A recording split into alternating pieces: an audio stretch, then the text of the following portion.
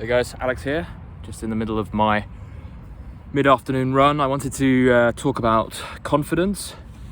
I know that a lot of you guys struggle with being and feeling confident and wanting to bring and incorporate more confidence, more of a sense of ownership and carefreeness to your everyday life, especially those moments, whether it be dating or meetings in the office, where you feel less than confident and you want to feel more yourself, you want to feel more able to step in, lean into the fear and to be yourself in those moments. I recently wrote a tweet that did very well on Twitter, which was along the lines of how to be confident, stop trying to be confident and be confident. Yeah, I know it sounds a little bit, but it really is true. Confidence, as I've found over the years of struggling with anxiety and social fear and nerves and feeling like I can't trust myself and feeling like I'm not confident, what I've learned is that, the more pressure we put on ourselves to perform in anything, the lower our performance, ironically, right? Does that make sense? So the more we have to think about, whether it be changing your mindset, taking on a set of rules or guidelines to be more confident. Maybe it's about reading a paragraph you read in some online dating guru's website that said you need to remember all these different hacks in order to be more confident. Well, of course, when you find yourself in the moment trying to be confident, thinking about trying to be confident, what happens? You're self-conscious. And self-consciousness is the opposite of confidence. Confidence is about no longer caring or no longer having the need to be confident on your mind. You'll notice that the most confident people tend to be just in it. They're not thinking about trying to be confident. And when you think about it, the act of trying to be confident in itself reinforces the idea that you lack confidence. It's a funny one, isn't it? It's like if I'm trying to be confident or I'm thinking about the need in me to be more confident, what does that say to yourself? You're constantly communicating to yourself. That's really critical. What are you communicating to yourself? Well, you communicate through your actions and through your thoughts. You're always communicating. You're always in dialogue with your being. And the more you're telling yourself that you need to be more confident, ironically, counterintuitively, you are communicating that you are not there yet, right? So that's really interesting. So what does that mean for us? If you want to be more confident, what does that mean? What do you need to do? Well, the answer I have is do nothing. You may want to discern between competence and confidence. There is definitely a difference there. Competence and confidence.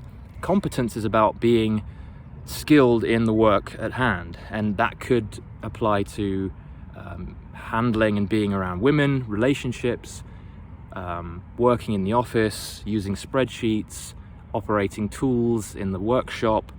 All of that stuff requires competence in order to be confident in those skills. That's very different to psychological confidence, to natural confidence. It's something that people miss.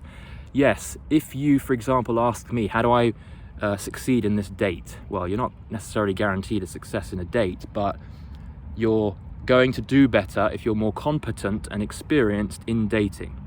That's important, and that's where it comes in handy to talk to other men, get some mentorship around how to do it best.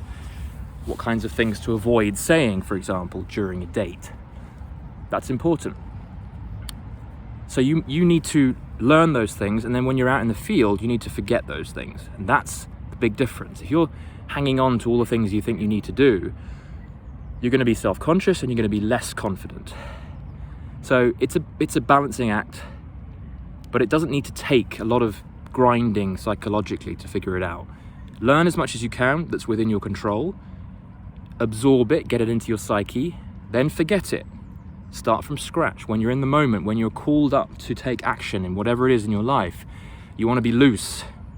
You want to be free. You want to be not thinking. You want to be in a state of letting go, because when you're relaxed, that's when the confidence arises, the natural default psychological natural authentic confidence. That's what comes through when you're relaxed. So that's really helped me in a nutshell. When we're self-conscious, we're not confident. When we're relaxed and not thinking about trying to be confident, guess what happens? We become naturally confident. That's natural confidence. Another thing that you need to bear in mind is that we are all naturally confident, and you know this yourself. You don't need to question me for it, because you've had moments in your life where you have felt yourself. You felt fun-loving, you have been playful, you've been at ease, you've been funny around other people. That's when you haven't been thinking that much. It's because you've just been enjoying yourself. And that's what I meant at the beginning of this video. Stop trying to be confident and be confident. Be confident. Being confident is about stepping into your being. And being is all about an absence of thought. It's all about an absence of judgment. It's all about an absence of self-criticism. It's about stepping into nothingness, essentially. Nothingness is the dance with the present moment.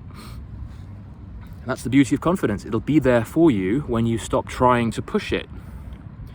And this will apply so well for you in your life, whether it be around women, around friends, around colleagues, family. Stop trying to be confident, be confident. Hope that helped, guys. If you've got any other questions on things that you want me to hear me talk about, happy to hear from you. Do share your thoughts in the comments. Make sure you're subscribed wherever you're listening to this, and I will see you in the next one. Take care.